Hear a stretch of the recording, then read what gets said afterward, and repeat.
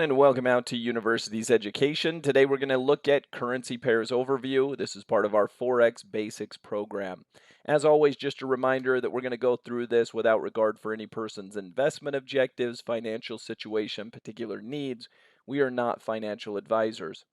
So when we talk about currency pairs, first we need to understand that there are major currencies and there are minor currencies, meaning how liquid they are, how heavily they trade, how large they are in scale in terms of how widely they're dispersed around the world, and so on. For example, the US dollar travels everywhere. It is the largest economy in the world, so it's in a lot of business and a lot of transactions, whereas something like the Turkish lira would not be as dominant and not as major of a currency. So you really have 8 major currencies: the US dollar, the euro, the British pound, the Japanese yen, Swiss franc, Canadian dollar, Australian dollar, and New Zealand dollar. Now, within those, there's even some that are larger than others. So, for example, the euro against the US dollar would be the major pairing of all pairings.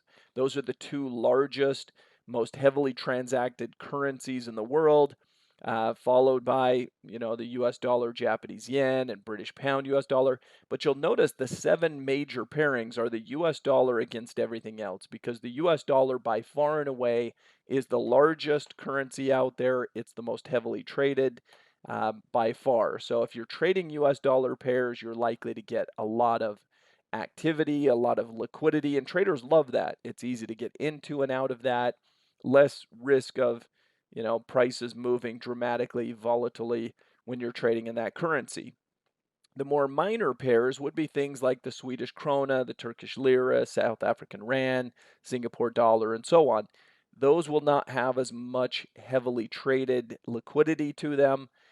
Could be considered a little bit more risky. Miners have more political instability, more volatility, things that are concerning to traders that want ease of access and want to be able to get into and out of pairings quickly. So 7 major pairs over here, these US dollar pairs, actually account for over 90% of all retail Forex trades.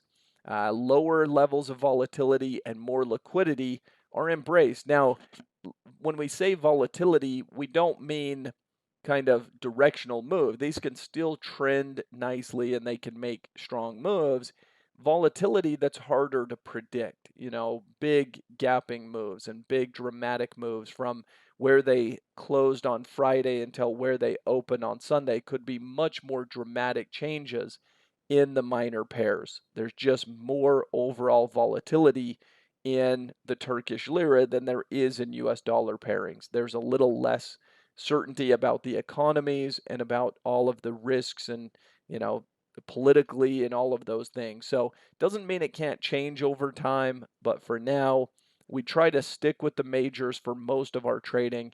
And if you're going to trade in the minor pairs, do so carefully and cautiously because of that volatility. Hope you've enjoyed this video. We'll see you next time.